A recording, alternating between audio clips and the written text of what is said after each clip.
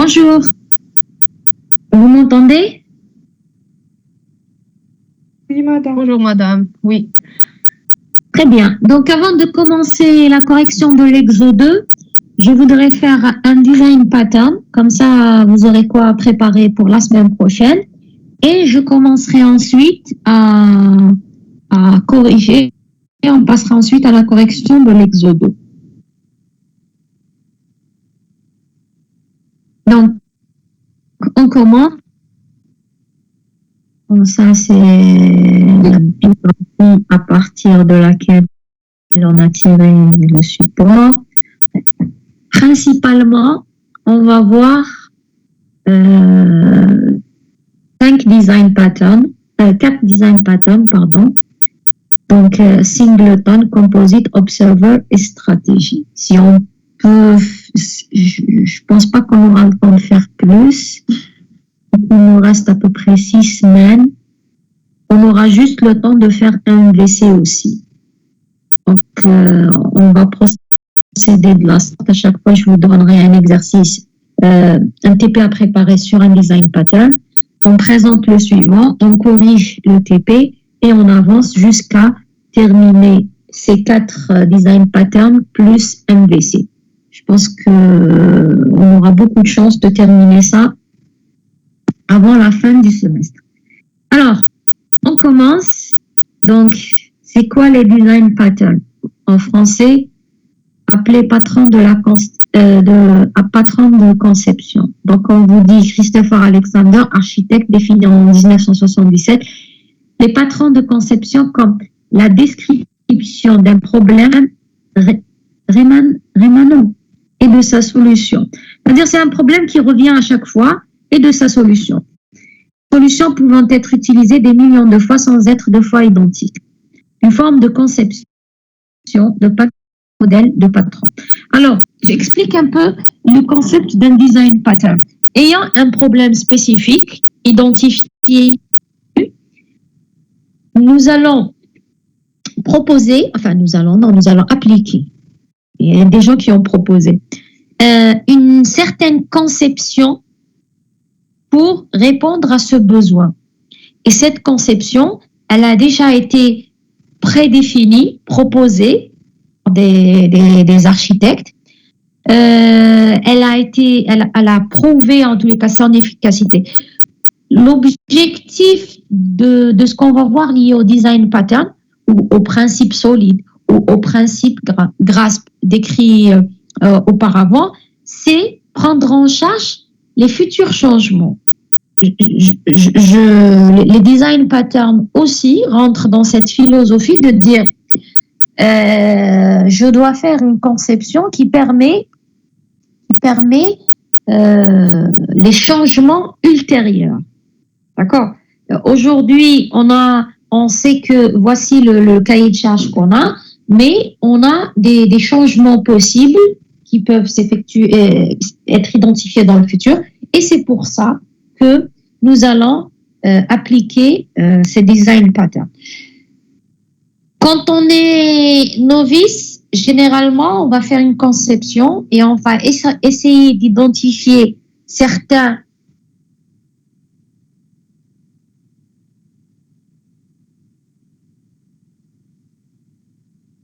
cette conception, revoir cette conception pour vous permettez une seconde.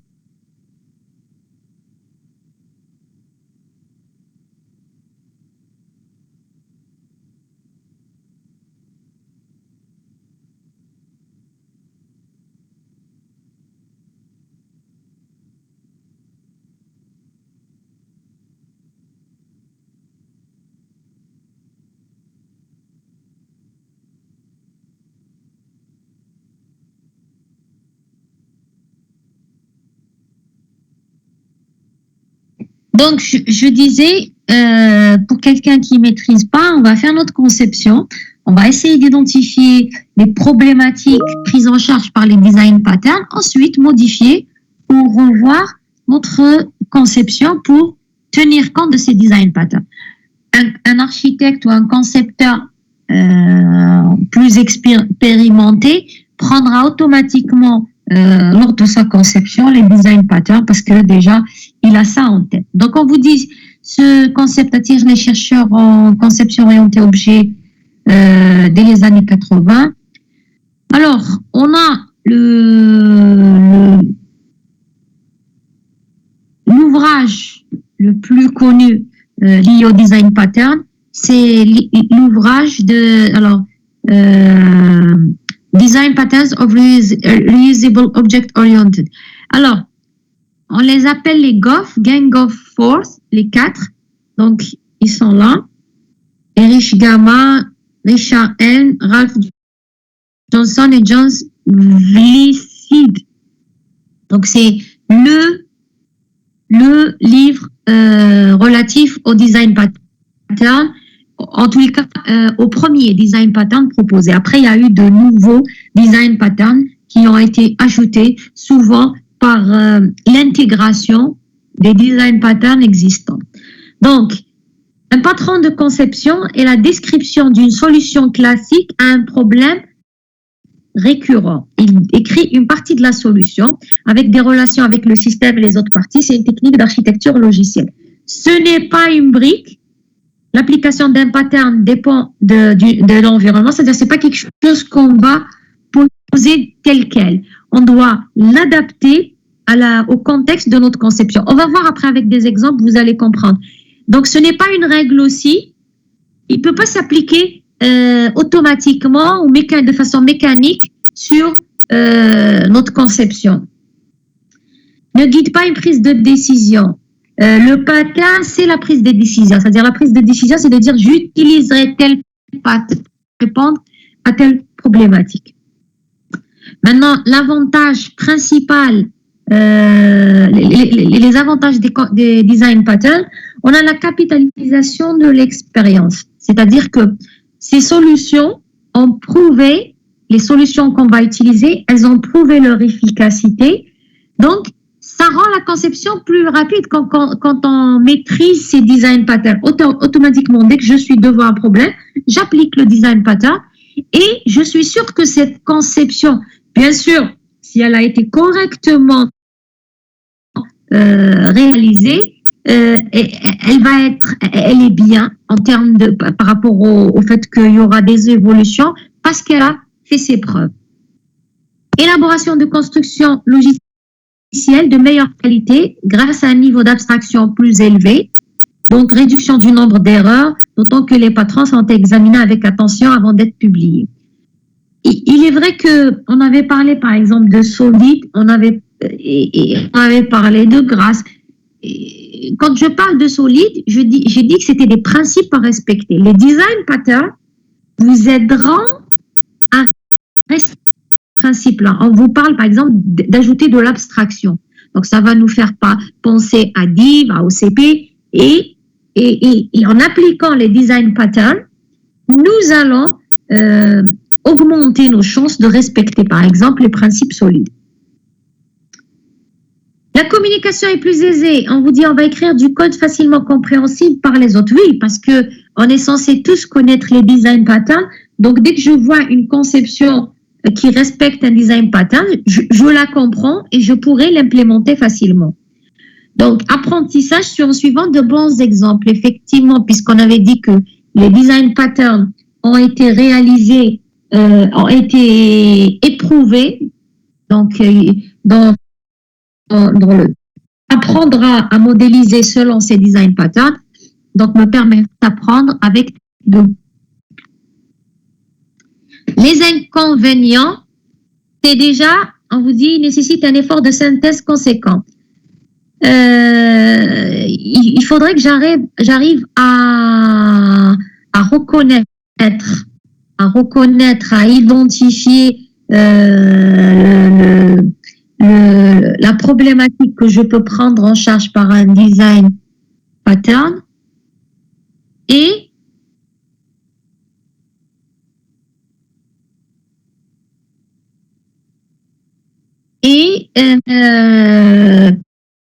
par un design qu'il faut que je reconnaisse et que j'arrive à adapter le design pattern à mon contexte.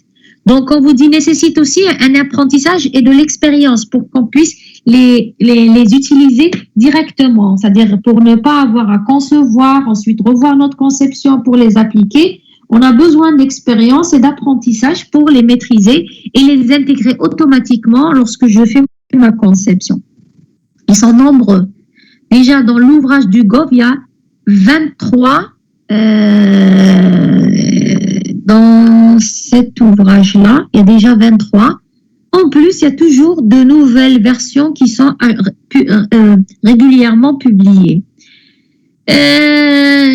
Parfois, il est difficile de les distinguer.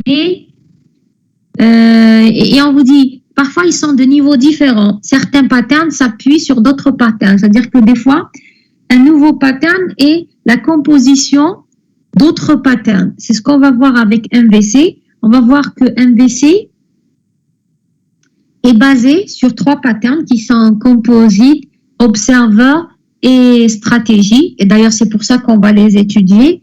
C'est ce qui va nous permettre ensuite de comprendre le design pattern MVC. Alors, nous avons 3 catégories de patrons de conception, les patrons de création, les patrons de structure et les patrons de conception.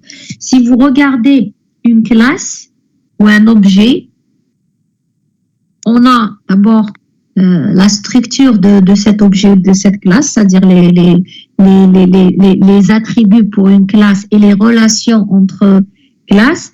Le comportement, donc pour un objet ou une classe, je parlerai de méthode, mais en général, je parlerai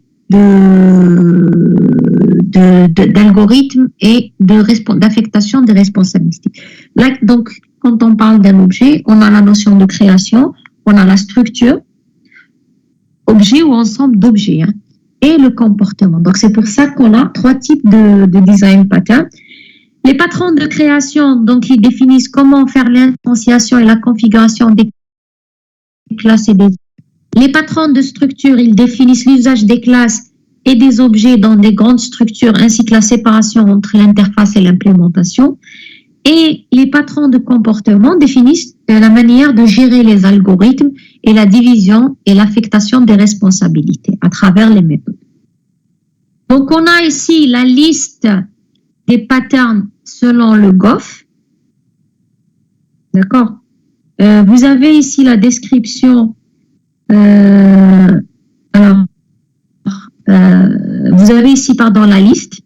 Par exemple, pour la création d'objets, on a Abstract Factory, Builder, Prototype et Singleton. Nous, on va voir Singleton. Et pour les classes, Factory, Method.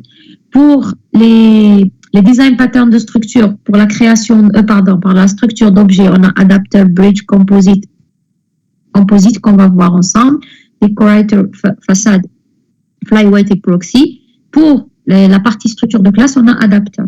Pour le comportement, donc les design patterns liés aux objets, ça va être Chain of Responsibility, Command, Iterator, Momento, Observer, qu'on va voir ensemble, State et Stratégie, qu'on va voir ensemble. Pour les design patterns liés aux classes, on a Interpreter, Template, Method.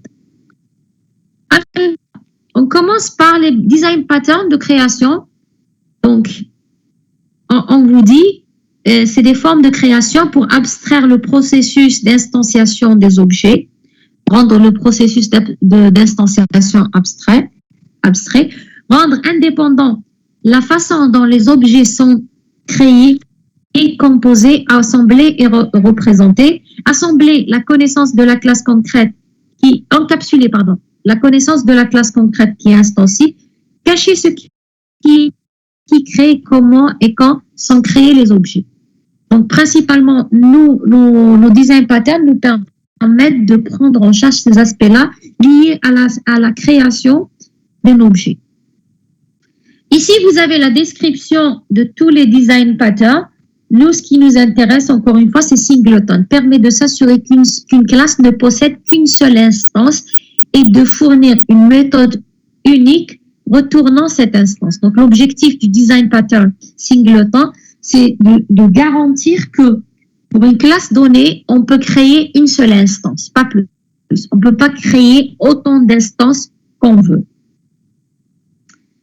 Alors, on va voir ensemble maintenant le design pattern singleton. Une seconde, j'ai oublié de ramener mon tableau.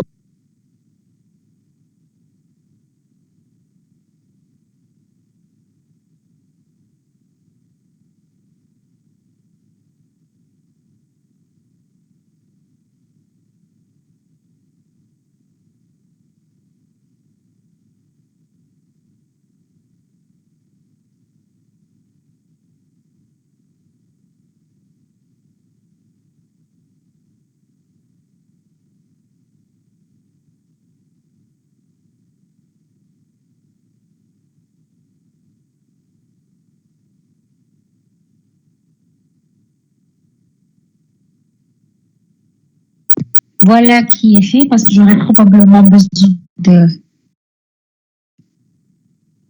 tableau pour expliquer le design pattern.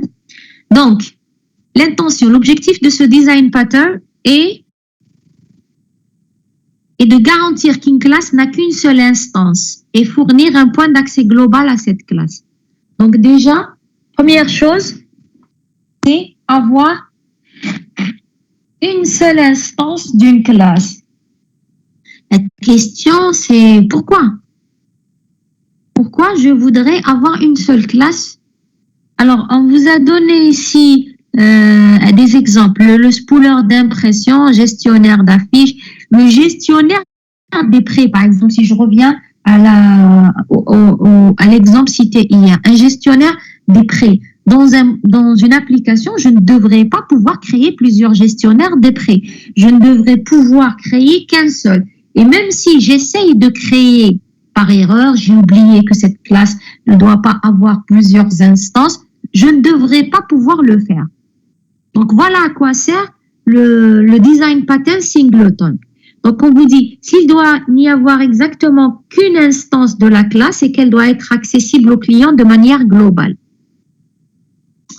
Si l'instance doit pouvoir être sous-classée et si l'extension doit être accessible au client sans qu'il n'ait à modifier leur code. Bon, ça, c'est après pour les classes enfants.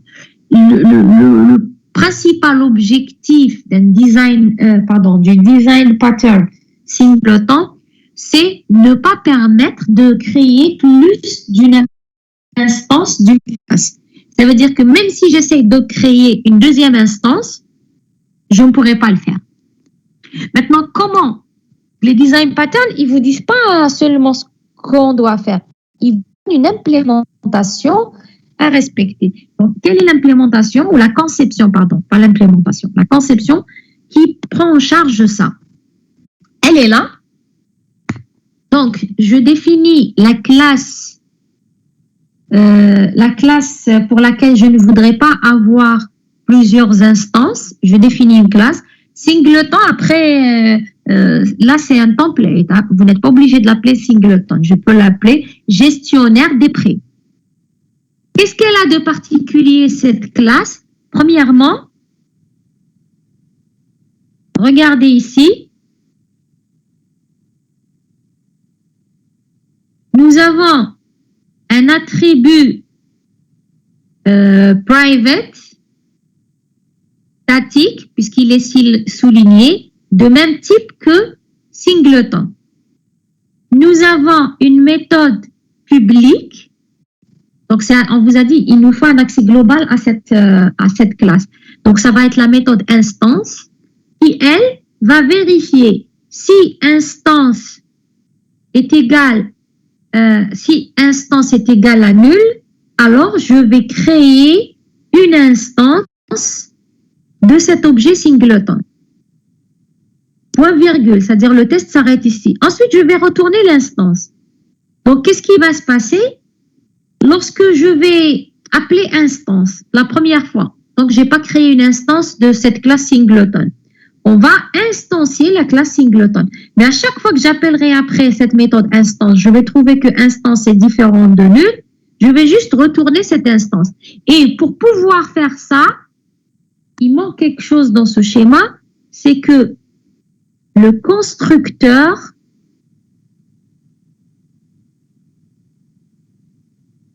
il est private. Je ne peux pas accéder au constructeur à partir d'une autre classe. Et ça donnera typiquement l'implémentation suivante. J'ai la classe singleton, elle a un attribut private, c'est toujours là, il doit être private, il doit être statique, et il a le nom de ma classe, parce que c'est comme ça qu'on va créer une instance de cette classe. Il doit être initialement nul. Mon constructeur doit être private, parce que seule la méthode instance qui est aussi statique, parce que on doit appeler la méthode avant d'instancier un objet. Donc, la méthode doit être statique. La méthode, elle est statique. Elle est publique pour qu'on puisse y accéder de l'extérieur. Elle est statique et elle retournera un objet singleton parce que c'est elle qui va instancier cette unique instance. C'est elle qui va retourner cette unique instance. Et c'est pour ça que le corps de cette méthode instance, c'est if unique instance égale nul, alors unique instance égale new singleton. Donc, ensuite, je vais retourner cette unique instance qui est de type singleton. Deuxième appel de instance, on va tester est-ce que unique instance est égale à nul? Non, je retourne l'instance. Donc, j'ai aucun moyen de créer une deuxième instance de cette classe singleton. Donc, on vous dit après, vous pouvez ajouter les attributs et méthodes spécifiques à la classe en question et des paramètres pour le constructeur si besoin. C'est-à-dire que la classe singleton ne doit pas seulement contenir ça. Selon votre contexte, elle pourra avoir d'autres attributs, d'autres méthodes et on peut ajouter au constructeur des paramètres. Mais le constructeur doit être private pour que seule la méthode instance peut l'appeler et la méthode instance, elle doit être donc, puisqu'on ne peut pas attaquer directement le constructeur, la méthode instance doit être statique. Elle va retourner notre instance unique et c'est pour ça que instance unique doit être statique et elle est private parce qu'on doit empêcher toute autre entité en dehors de la méthode instance de modifier cet attribut unique instance. En réalité, ceci termine notre présentation du design pattern instance. Question? Est-ce que vous avez des questions avant d'avancer?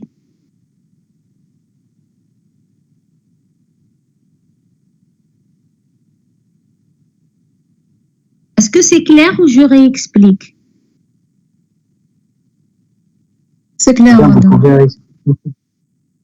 Alors, je vais le faire en utilisant mon tableau.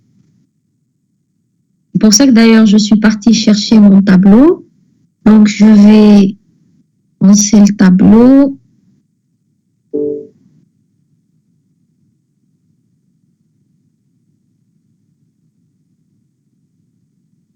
Alors, je vais lancer mon tableau et je vais partager le tableau.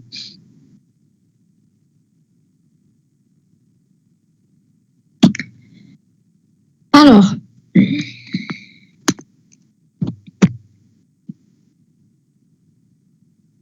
prenons une classe, n'importe quelle classe, hein. Prenons une classe A. Il y a des attributs int x, bon, private, public, peu importe, c'est pas l'objectif. Donc, la classe A, int x, j'ai une fonction f et j'ai du code source. Et bien sûr, la classe A, typiquement, on a l'habitude d'avoir public A, le constructeur. Bon, je peux avoir des paramètres. Donc ça, d'habitude, c'est ce qu'on a l'habitude d'avoir. Donc, n'importe quelle classe, j'ai une classe B, elle peut par exemple avoir un attribut A et dans une méthode T, je peux écrire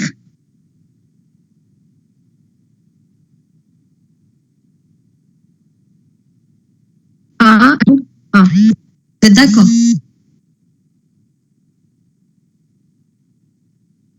Alors, maintenant, moi, je veux empêcher ça. Je voudrais empêcher le fait que n'importe qui puisse y accéder. Qu'est-ce que je dois faire?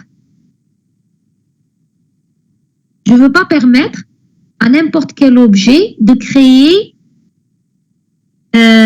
un constructeur, un instancier X. Donc, je ne devrais plus exposer mon constructeur. D'accord? Je veux pas l'exposer. Je ne veux pas permettre à n'importe quel objet de le créer. Donc, je suis obligée de prendre mon constructeur et de le rendre private. D'accord? Je prends mon constructeur, je le rends private. Private. Comme ça, je suis sûre que aucun objet ne peut instancier directement, parce que là, je peux faire autant d'instanciations que je veux. Je vais faire, par exemple, A égale new à C. Par exemple, j'ai A, B et C. Je peux faire B égale new A, C égale new A. Donc, je peux créer autant d'instances que je veux d'un objet A si son constructeur, il est public. Alors, je le rends private et je donnerai le droit, je donnerai pas le droit à n'importe qui de créer une instance. Très bien. Donc, j'ai rendu A private. Mais après, comment je vais permettre aux objets de créer une instance? Donc, c'est pour ça qu'on a créé une méthode.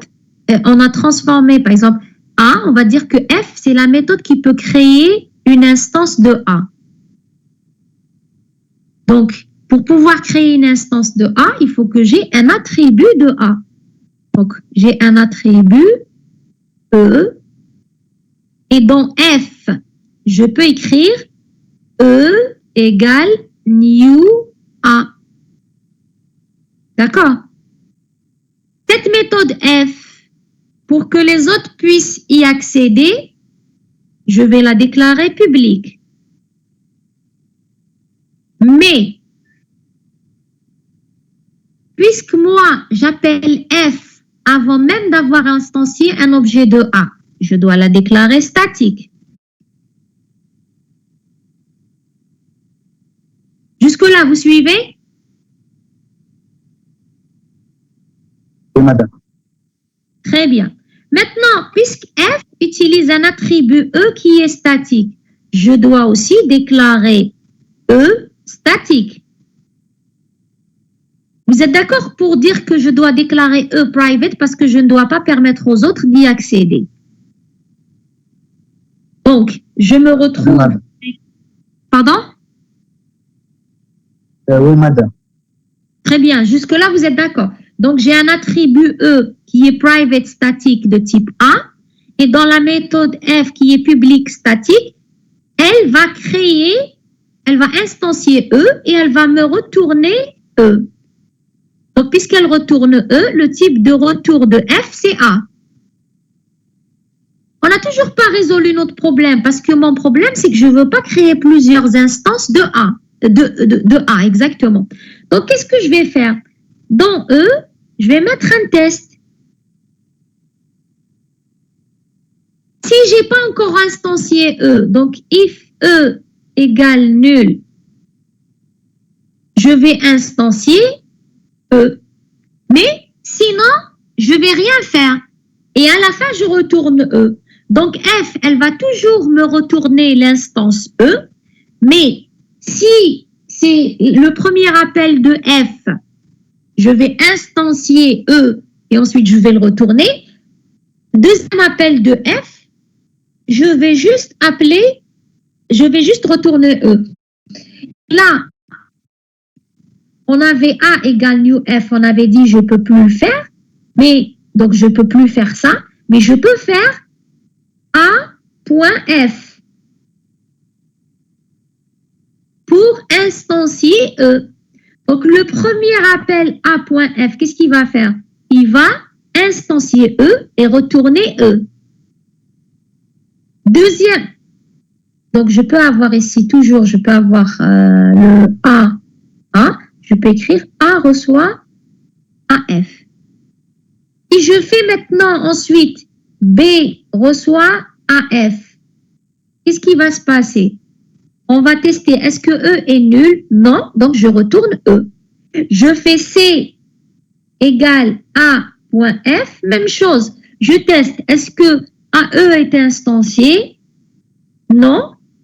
Pardon, oui, alors je retourne E. Donc, le premier appel de F va instancier la classe A et tous les autres appels de F vont juste retourner cette instance. Donc, c'est une implémentation qui a permis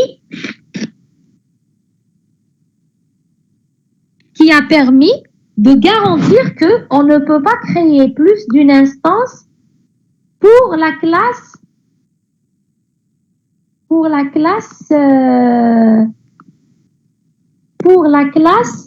A. Ici, attendez, pour déplacer.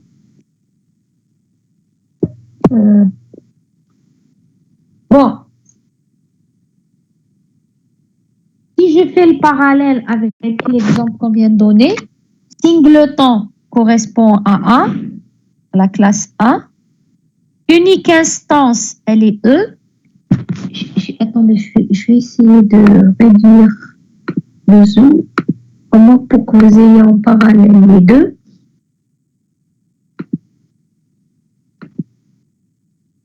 Donc, dans ma classe A, j'ai singleton, donc va être remplace A, remplace singleton. Ensuite, j'ai private static AE. Donc, private static A, donc ça c'est A. Et ça c'est E. Après, j'ai le constructeur A qui est private. Et j'ai la méthode public statique, elle retourne A, public statique A. Et je l'ai appelé F. Donc, if E égale nul, E égale new A et return E.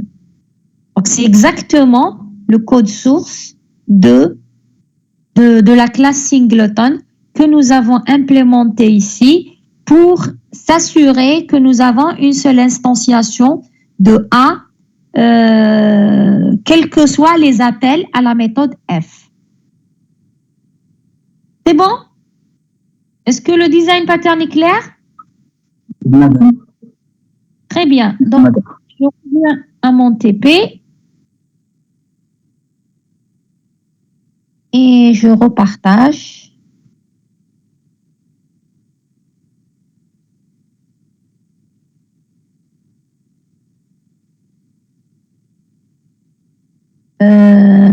Bon, ça, on ne va pas les voir. Cette séance, on va juste voir les design patterns. Donc, on va avancer pour la partie exercice.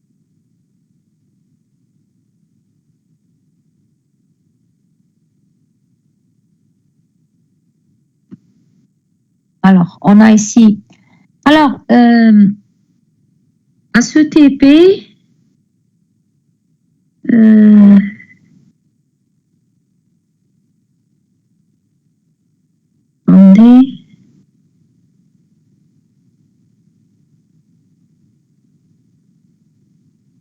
je vais y partager.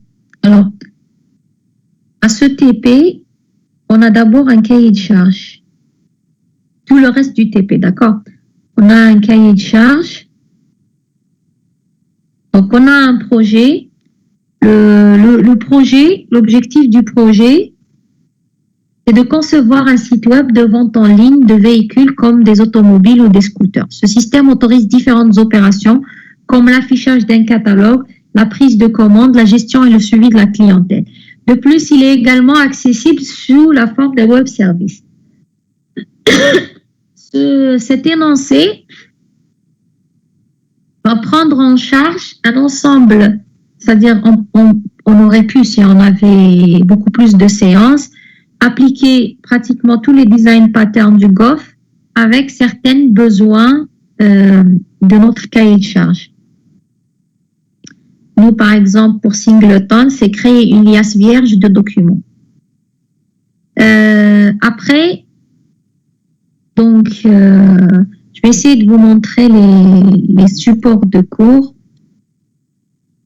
D'accord. Je vais vous montrer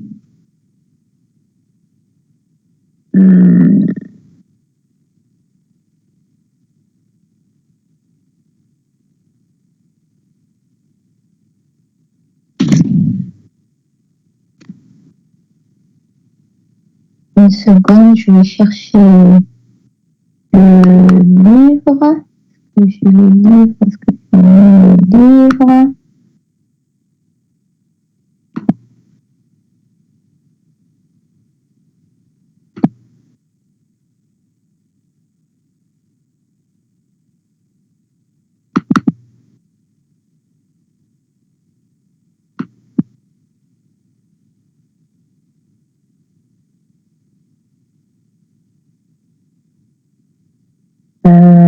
Peut-être que je l'ai mis ici.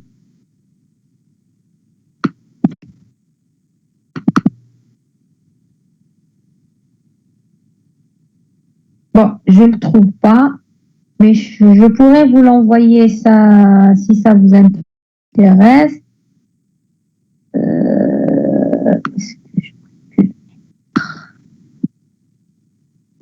Le TP est tiré.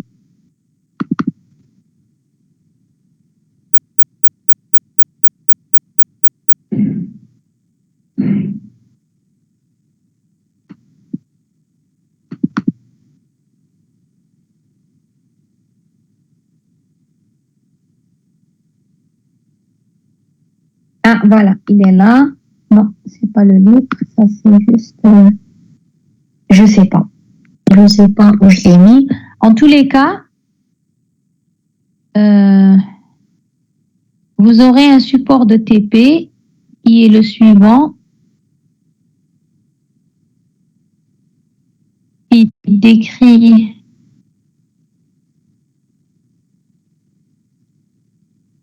je sais que je peux partager mon écran, mais comme il semble que vous enregistrez mes séances, il y a des choses que je n'ai pas envie de partager. Donc, le livre, je vais le chercher après et vous l'envoyer parce que comme on n'aura pas le temps de tout traiter, et je vais vous envoyer en fin de... Donc, voici le TP, il est tiré à partir de ce livre, Design Pattern pour Java, les 23 modèles de conception. C'est un livre qui prend en charge donc un cahier de charge, qui est encore une fois le catalogue de véhicules proposés pour la vente.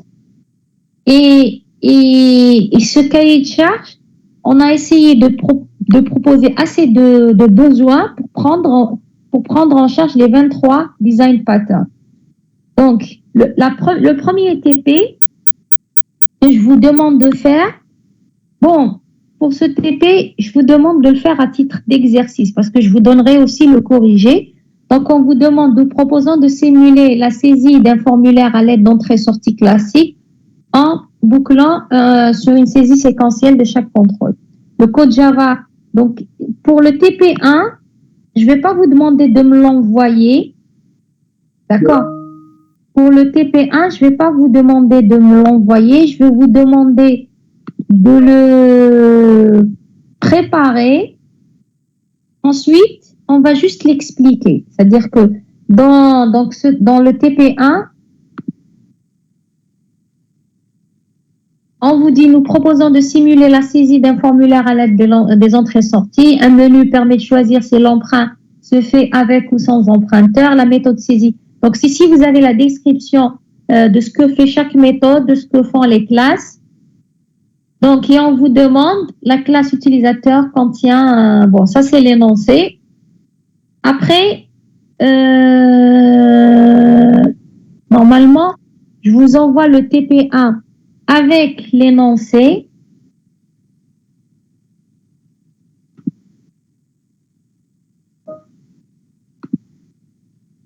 Est-ce qu'il est pour partir? le partage.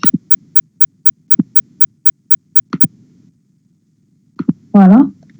Vous avez le TP1 avec l'énoncé et avec, pour chaque énoncé, le code source associé. Donc, je ne vous demanderai pas ici de l'implémenter pour cette question. Je vous demanderai juste de le comprendre. C'est-à-dire, vous pouvez même faire du copier-coller sur l'énoncé et vous créez le programme, vous l'exécutez et ensuite, vous le comprenez. Vous comprenez l'exécution. Donc, on va juste expliquer parce que là, comme c'est pas relatif au design pattern, je voulais pas perdre une séance sur ça.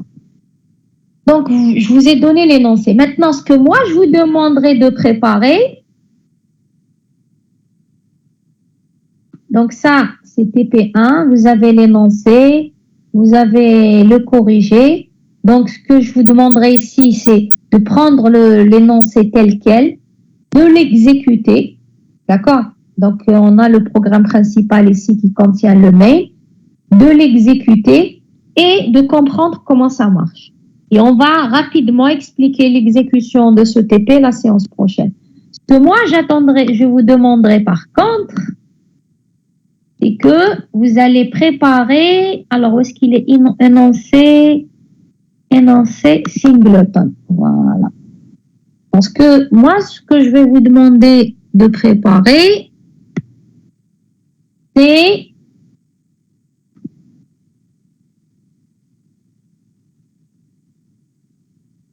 ce qu'il est TP1, énoncé singleton. Voilà. Donc, dans l'énoncé singleton,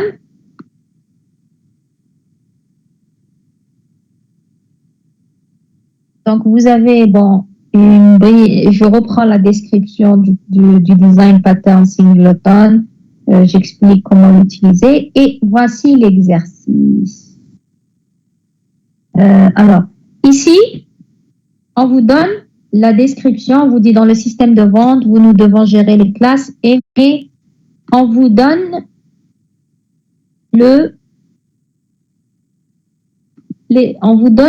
modèle. Normalement, ça doit vous rappeler quelque chose. On l'avait fait dans le premier TP pour créer cette structure.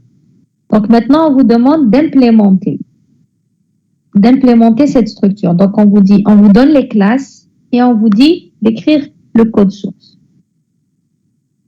D'accord? Ensuite, l'exo 2, là, on vous demande de proposer une solution. Donc, le système de vente de véhicules propose un seul catalogue de vente qui contient la liste des véhicules, proposer une solution.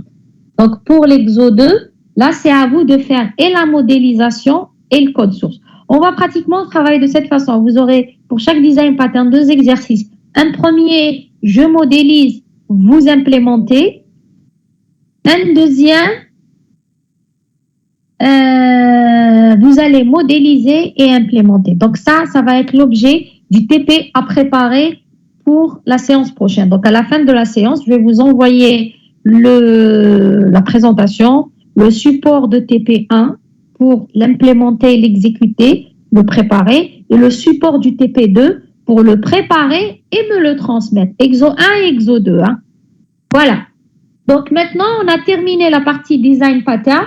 Je reviendrai à notre TP solide pour corriger l'exo 2. Donc, la dernière fois, on avait corrigé l'exo 1. Maintenant, on va passer, je reviens juste au bon slide. Voilà. On va passer à l'exo, ce qu'il est TP solide. Voilà. Normalement, il va s'afficher maintenant sur vos écrans. Donc,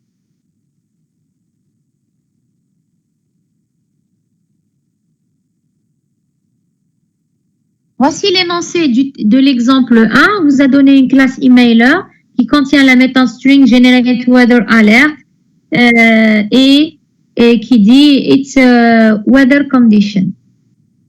Si c'est un phone, on lui donne aussi weather alert et on va afficher le weather condition. Dans le weather tracker, on a bien sûr current conditions, on a un attribut de type phone on a un attribut de type phone, on a un attribut de type emailer, donc après on a le constructeur qui va instancier le phone et le emailer.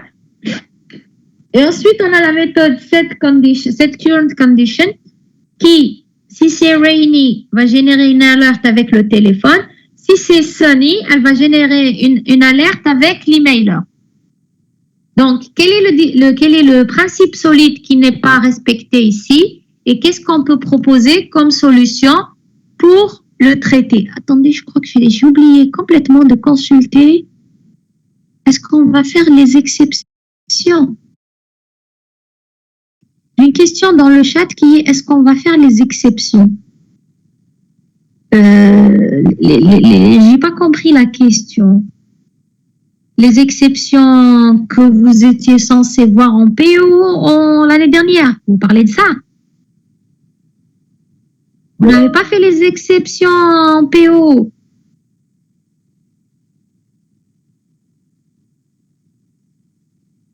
Est-ce que vous avez fait les exceptions en PO? Oui, madame, Parce que ça fait... Oui, madame, on a fait. Donc, pourquoi non, je vous l'ai dit. Les refaire, non, j'ai pas le temps. Je cours pour terminer le programme. Vous voulez D'ailleurs, j'aurais voulu ajouter une séance sur les collections. On n'avait pas de temps et je vous ai donné un support de TP, exercice et corrigé.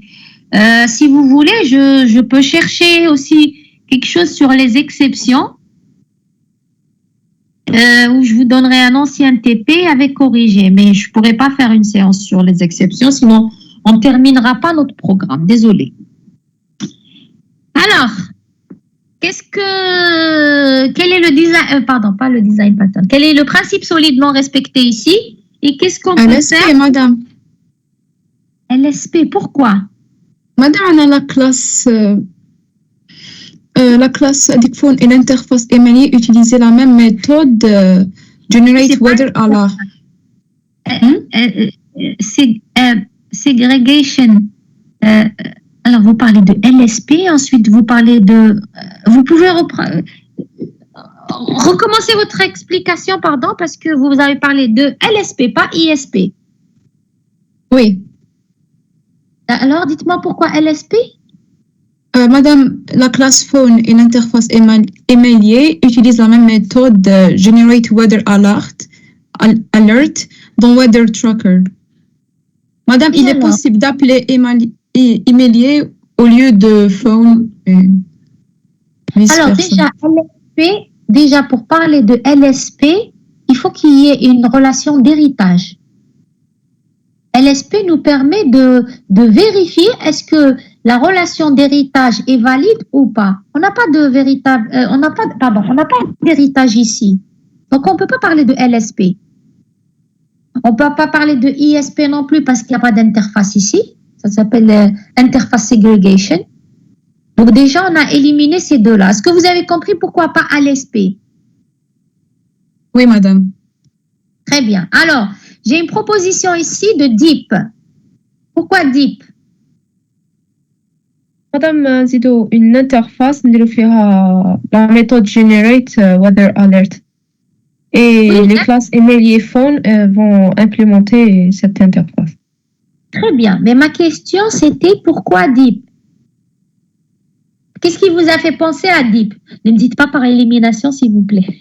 Madame, les classes Rainy et Sunny pourraient utiliser n'importe quel type d'alerte?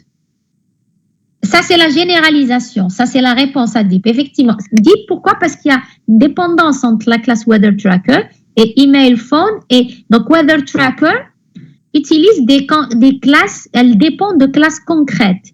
Donc, votre proposition de dire il faudrait qu'elle dépende maintenant de classes abstraites ou d'une abstraction, pas forcément une classe abstraite. Ça peut être une interface ou une classe abstraite. Donc, là, je dois rajouter une abstraction. Que ça soit, qu'est-ce que vous avez proposé? Une classe ou abstraite ou une interface? Interface, madame. Ok. Donc, je pourrais proposer une interface. Madame? Oui? Madame, Est-ce qu'on peut séparer, madame, avec la classe set current condition? C'est une méthode, c'est pas une classe. Elle est dans oui, la méthode, oui, madame. La séparer de quoi? madame, نديرو تاع rainy وحدها و sunny وحدها كان. Ah, vous voulez diviser?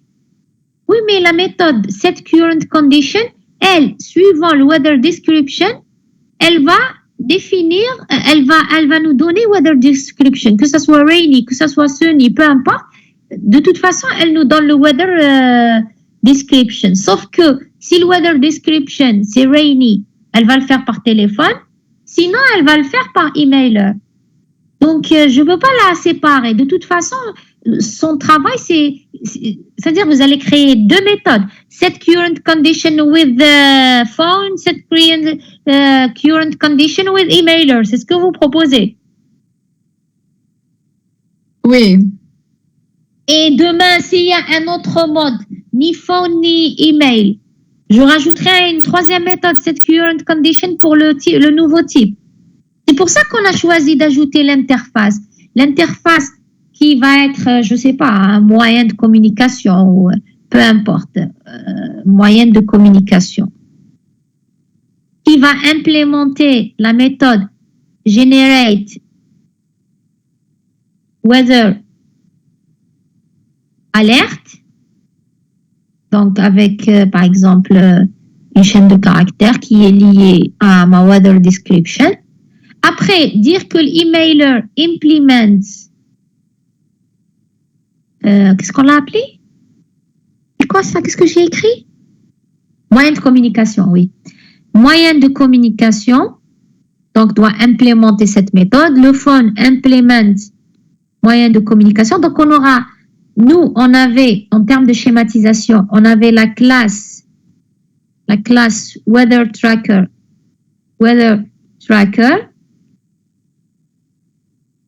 il y avait besoin du phone et mail. Donc, on va changer ça. Donc, je vais... Est-ce que j'ai une gomme? Je ne sais pas comment afficher les trucs de... Donc, je vais supprimer ces dépendances. Ensuite, j'ai créé une classe ou une interface qui s'appelle moyen de communication.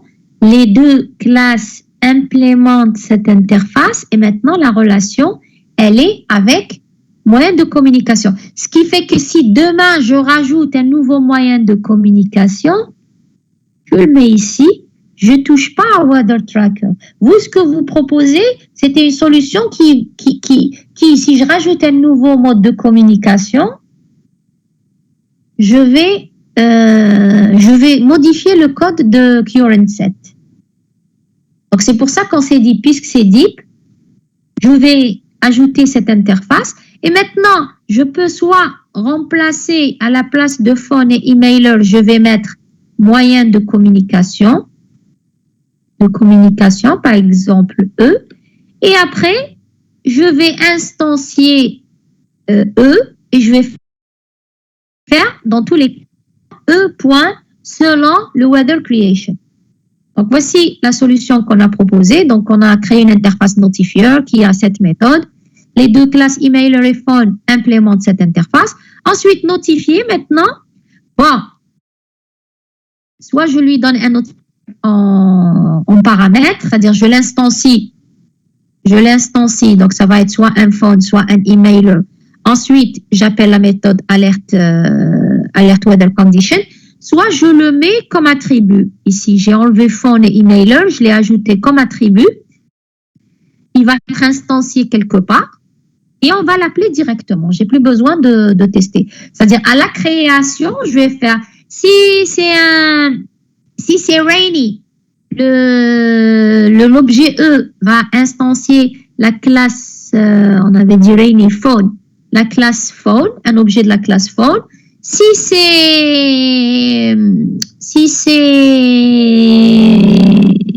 sunny, on va créer un objet de la classe emailer et là, je vais directement appeler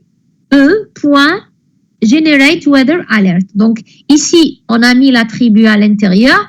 Ici, on l'instancie ailleurs et on le donne comme paramètre. Et c'est lors de l'instanciation de ce notifier qu'on va tester si c'est rainy, on va instancier un objet de type phone. Si c'est sunny, on va instancier un objet de type rain, de type email. C'est bon, des questions? Des questions? Si on va ajouter un new weather description. Oui. Donc, à ce moment-là, je vais rajouter ici une nouvelle classe. D'ailleurs, c'est pour ça qu'on a préféré ne pas donner le notifier, son instanciation dans la classe Weather Tracker pour ne pas avoir à changer le constructeur. C'est-à-dire, elle se fait ailleurs, l'instanciation. Ensuite, on va l'utiliser dans la classe Weather Notifier. C'est bon? On passe au principe suivant. S'il vous plaît, je vois beaucoup de connexions, déconnexions. Ça suppose que vous avez des problèmes de connexion? Je vois beaucoup. Il a quitté, il est revenu, il a quitté, il est revenu.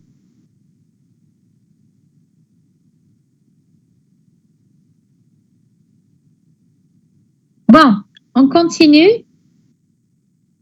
Est-ce que je passe au principe suivant? C'est bon? C'est clair? Oui, madame. Très bien. Principe, alors, exemple suivant, on nous a donné une interface Bird qui a deux méthodes, Fly et Molt. Molt qui veut dire muet, perdre ses plumes. Alors, au départ, on vous dit la classe Eagle implements Bird. Alors, on a la méthode, donc on va implémenter la méthode Fly et la méthode Molt.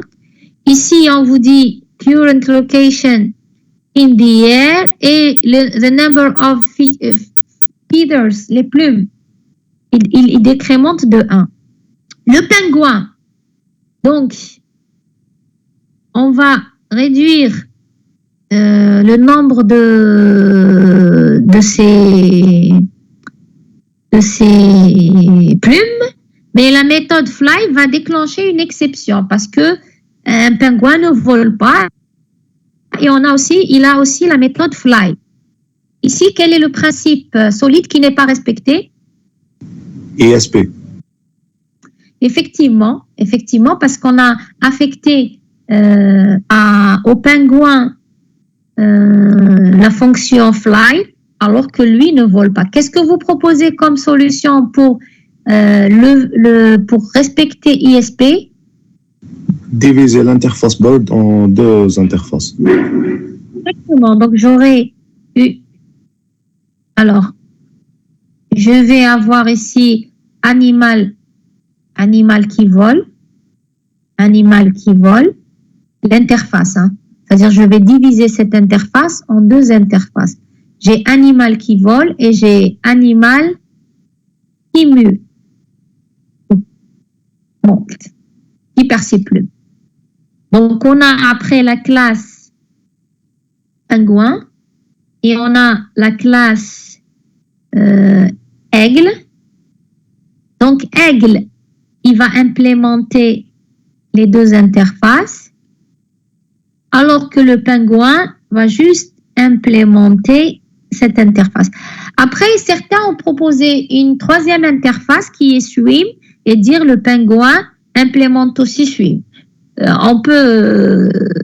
il est vrai que interface segregation nous dit je dévisse ces interfaces, c'est-à-dire je ne regarde pas ce qui est dans les classes enfants, mais bon, si vous voulez le faire, c'est pas interdit. Donc ici, on a créé deux interfaces, feature, alors feathered creature et flying creature. L'une a la fonction molt, la deuxième a la fonction fly, et Eagle implémente les deux interfaces alors que le penguin implémente seulement feathered creature. Des questions? Non, madame. Non. On passe à l'exemple suivant. Donc oui, on avait eu cette proposition de rajouter le swimming.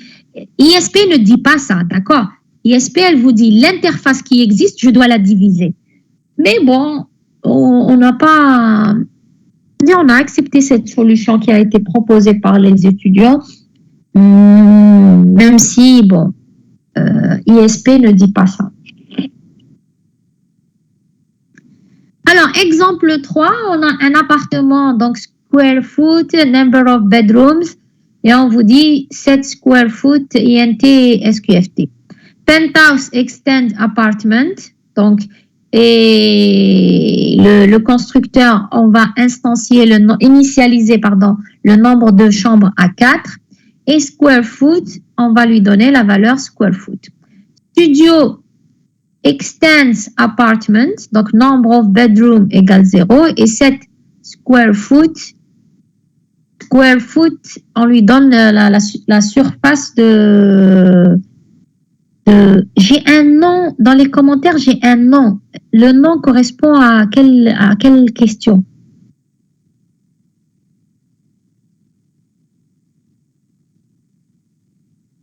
Mademoiselle, votre nom, c'est par rapport à une question que j'ai posée? Et c'est oui, laquelle? Ah, est-ce qu'il y a des questions? D'accord, très bien. Après, nous avons la classe Unit Upgrader qui contient la méthode Upgrade. Pour l'appartement, elle va augmenter square footage de 40.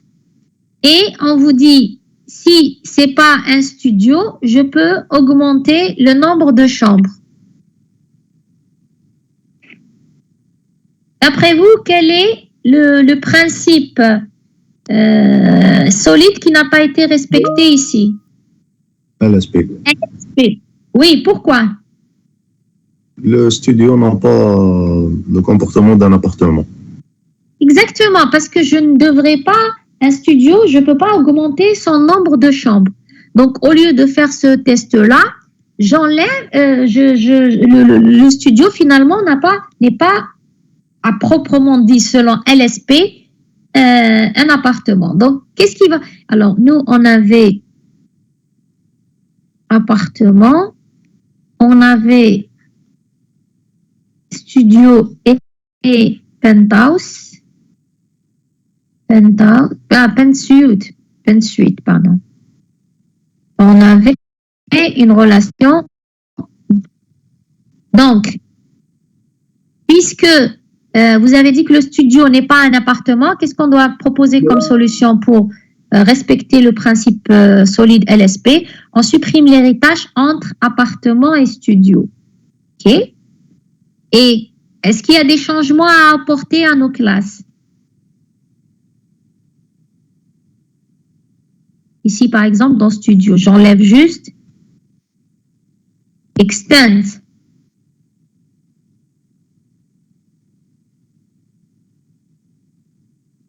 C'est tout? Dans la méthode upgrade, on peut supprimer le test. Bon, déjà, on va supprimer le test. Quoi d'autre?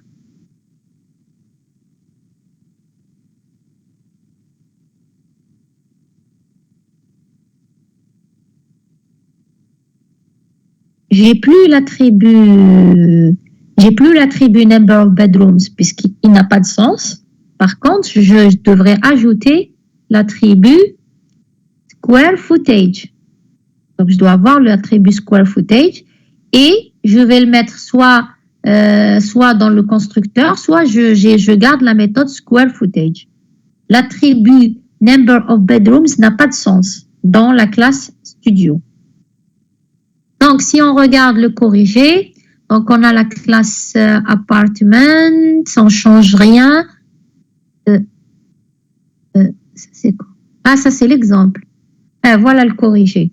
La méthode upgrade ne s'applique pas au studio et la classe studio n'a pas le comportement d'un appartement. Donc, on a enlevé la relation, donc on garde la méthode upgrade, apartments, penthouse et studio. Les modifications qu'on a faites, donc comme on l'a dit, le penthouse on ne change rien. Pour le studio, donc on ne l'a pas enlevé.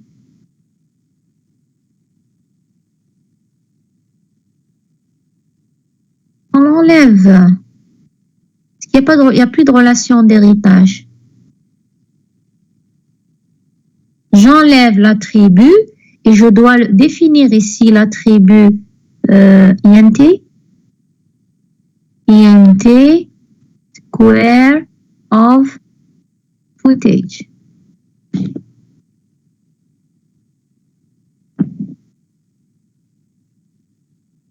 J'ai oublié de le faire pour le corriger, il faut que je le revoie.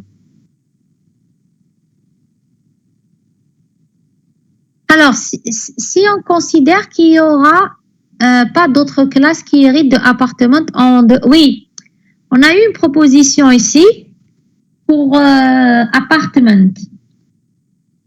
Les étudiants ont proposé la solution suivante, disant si je sais qu'il n'y aura pas d'autres types d'appartements, il y a juste le penthouse suite. À ce moment-là, j'enlève carrément la classe appartement. Bon, ça c'est une proposition d'ajout, ce n'est pas dans l'énoncé. Donc normalement, nous, la solution s'arrête ici.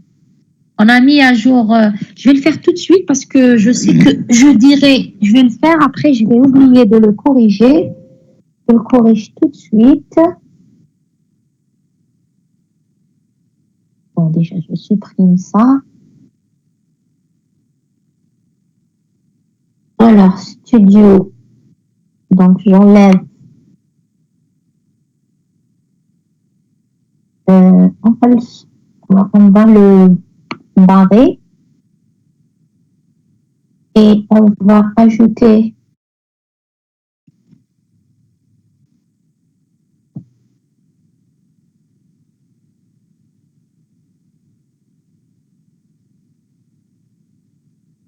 voilà. C'est fait. Comme ça.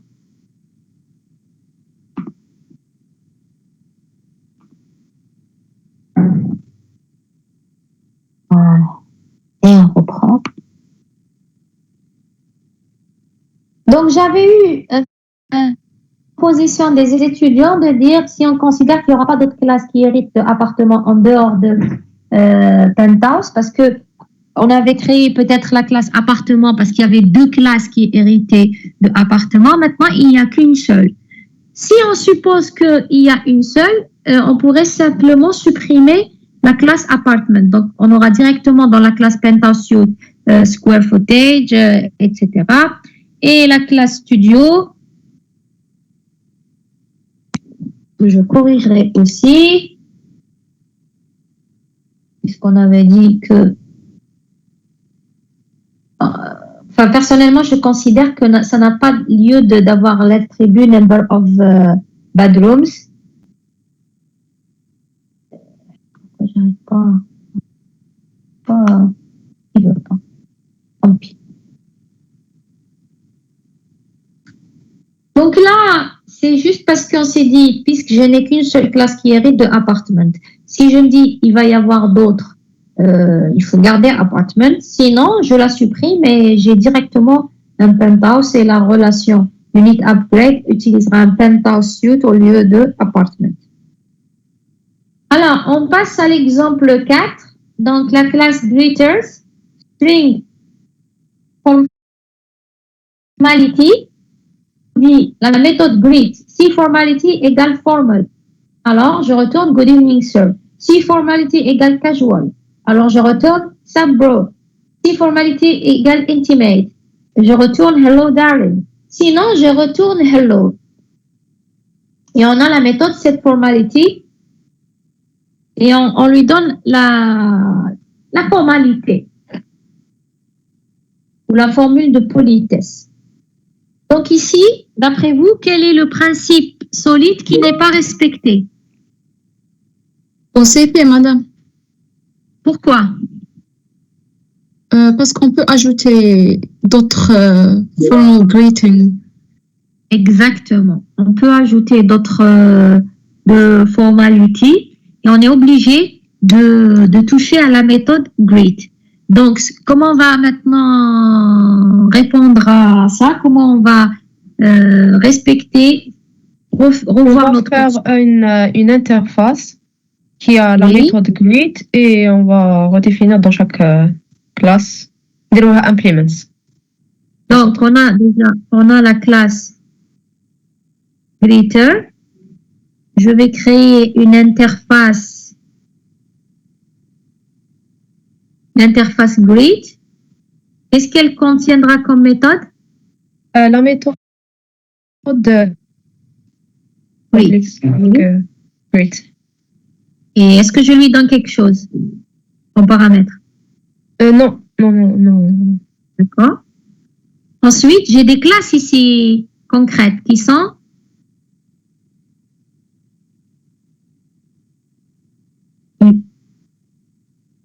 et quelles vont être mes classes concrètes? كاين casual و Voilà, formal ou casual intimate. greet qui implémente l'interface.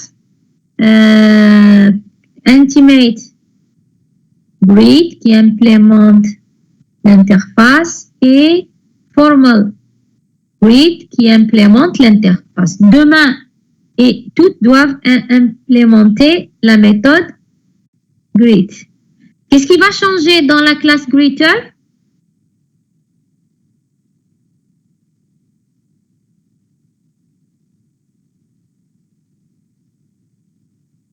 Qu'est-ce qui va changer dans la classe greeter?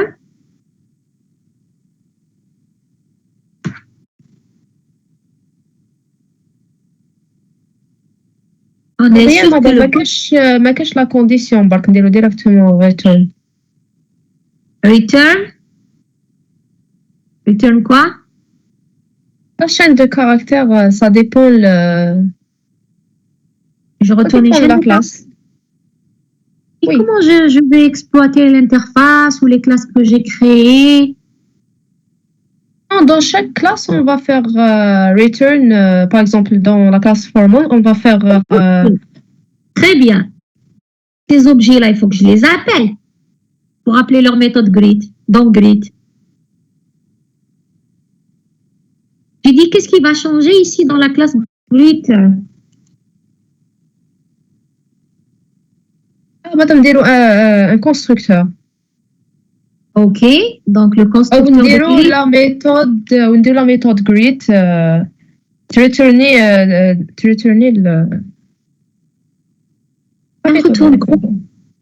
معليش, j'ai créé une interface, j'ai créé des classes concrètes. Donc, forcément, je dois retrouver une référence à mon interface dans la classe greeter. Vous êtes d'accord? Oui.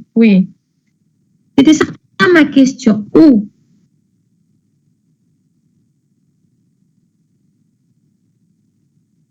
نديرو un attribut. Exactement. Je pourrais avoir un attribut de type l'interface greet. Et donc, dans la méthode greet, qu'est-ce que je vais faire? Je vais, au lieu d'avoir formality, je vais avoir interface. Non, pardon. On l'appelait greet. Greet. Oui. Greet. Et ensuite, à l'intérieur de greet, je vais faire. J'enlève tout ça et je fais. نديرو un constructeur, madame. OK. Disons que. Non. Ici, je vais l'instancier ici. E égale new. Et puis, je spécifie la classe concrète. Et donc, greet. Qu'est-ce que je vais faire? Return ou E.greet. Voilà. E.greet. Oui. D'accord. Donc, voici notre corrigé. Une interface qu'on l'a appelée personality. Elle a la méthode greet qui retourne une chaîne de caractères. Après, les classes concrètes qui implémentent cette interface vont implémenter la méthode greet. Donc, quand casual personality, la méthode greet return sub bro. Formal personality return good evening sir. Intimate personality return hello darling. Après, dans la classe greeter, on a défini un attribut de type notre interface, c'est ce qu'on a fait. On a ajouté un attribut, où est-ce qu'il était? Ici, on avait mis un attribut de type notre interface. Donc, il est là, l'interface est personnalité. Ensuite, dans le constructeur, soit je lui donne un paramètre, soit je l'instancie, c'est comme vous voulez. C'est-à-dire que là, je lui donne dans le constructeur,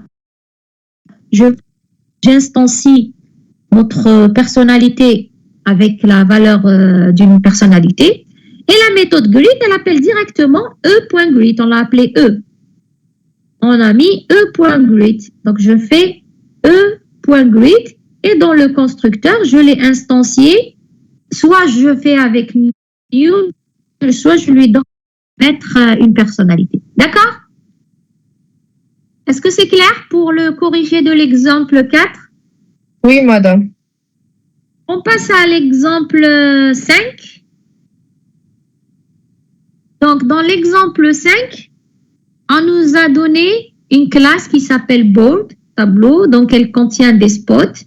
Donc, on a, dans le constructeur, on va instancier donc, les valeurs de spot, qui est une array list.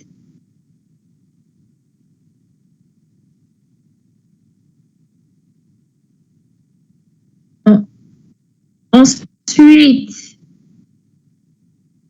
donc, on a first row, elle permet first row permet de récupérer, on va dire, les valeurs de 0, 1, 2, 0, 1, 2, qui est la première ligne de notre board, ou exactement notre board. Ensuite, second row nous permet de récupérer les valeurs des spots 3, 4, 5, qui correspond à la deuxième ligne de notre board. Et la méthode third row permet de retourner les valeurs de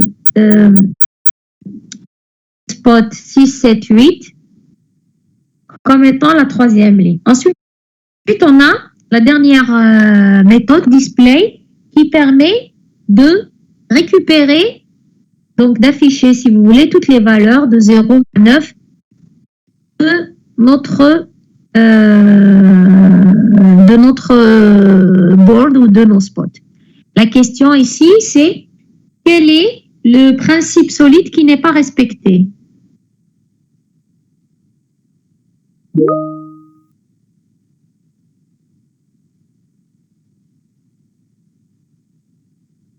SRP, pourquoi?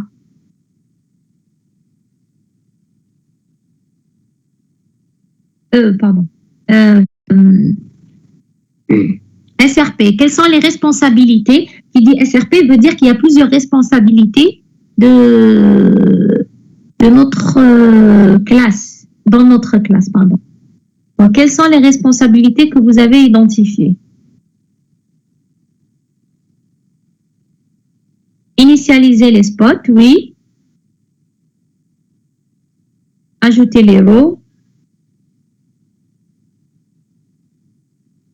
Et troisième responsabilité qui est affichée. Voilà, exactement.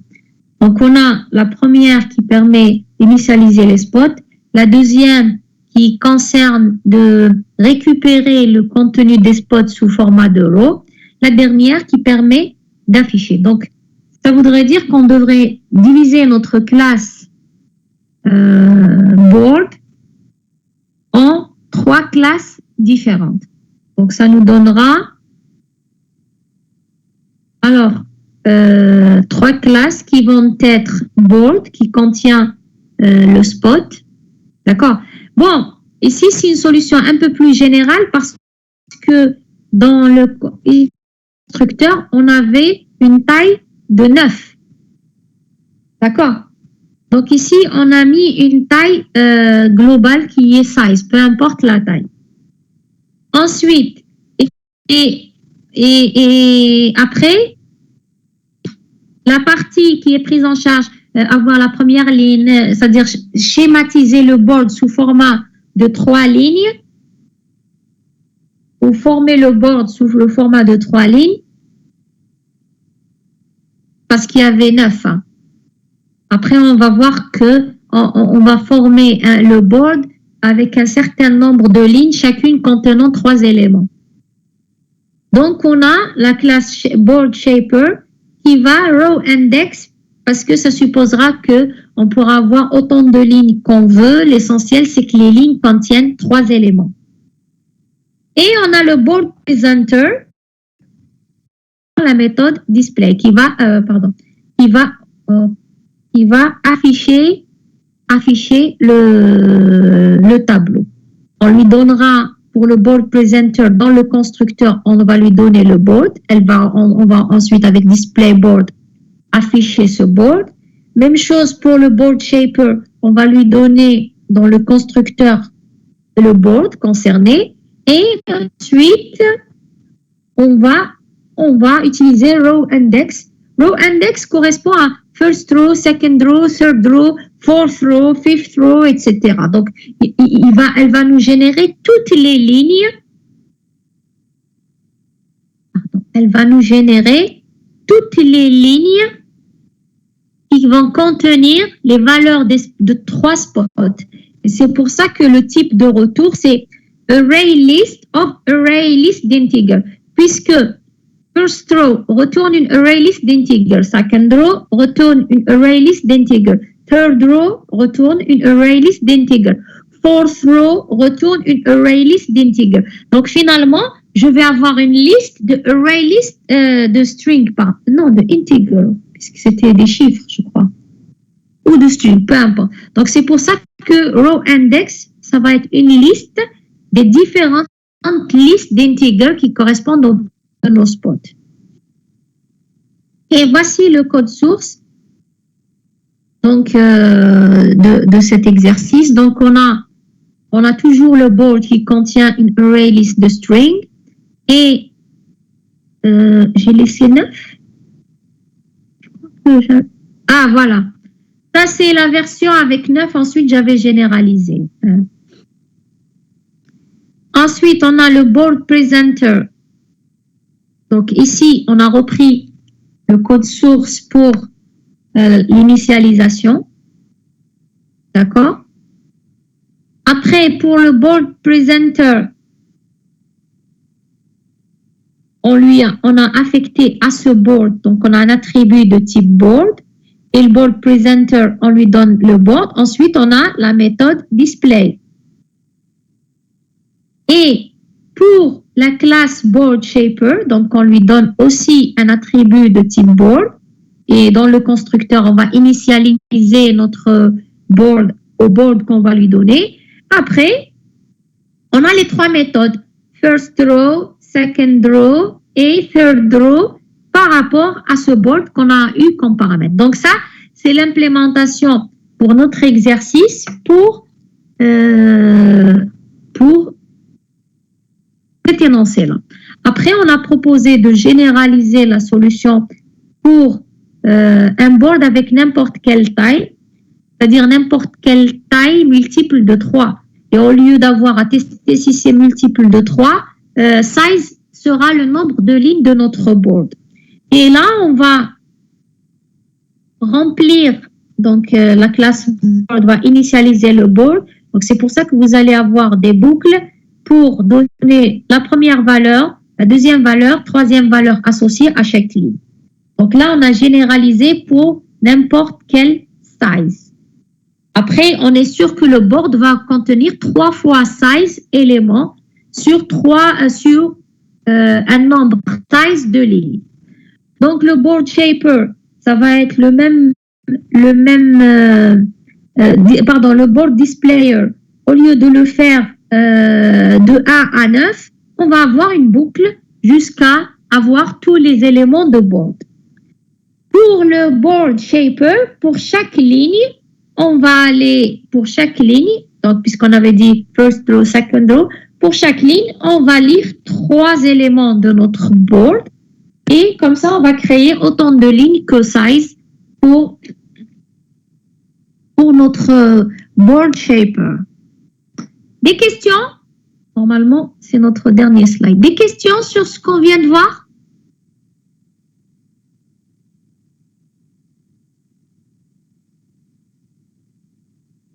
Je rappelle juste que à la fin du semestre, vous aurez un examen de TP plus donc puisqu'on fait le TP. L'examen de TP sera fait sur site, probablement, oui, écrit, parce que j'ai pas assez de personnel pour pouvoir faire un TP sur plusieurs salles, etc. Et puis, j'ai déjà essayé les étudiants qui me disent, Madame, on vous ramène nos laptops. Dernière minute lors de l'examen, ils vous disent, j'ai pas mon laptop est tombé en panne, j'ai pas la version. Et une fois, ça nous a empêché de faire le test. Donc, écrit sur feuille. Vous aurez tout ce qu'il vous faudra pour le traiter sur place.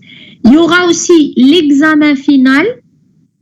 Et comme je l'ai dit en cours et parfois en TD, tout ce qui a été vu en cours, en TD et en TP. Ça veut dire que même à l'examen, vous pourrez avoir des choses sur les principes solides, sur les design patterns. D'accord? Très bien. Donc, si vous n'avez pas de questions, on arrête ici.